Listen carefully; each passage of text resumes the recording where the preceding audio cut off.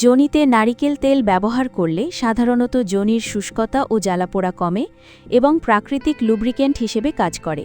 এটি অ্যান্টিফাঙ্গাল ও অ্যান্টিব্যাকটেরিয়াল গুণের জন্য যৌনাঙ্গের বাইরের অংশে চুলকানি কমাতে সাহায্য করতে পারে।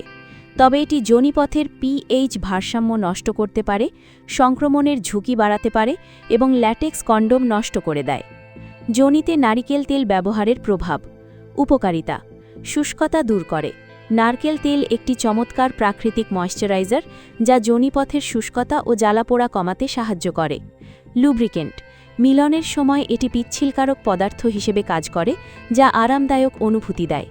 চুলকানি ও প্রদাহ হ্রাস: বাহ্যিক চুলকানি বা ইরিটেশন কমাতে সাহায্য করতে পারে।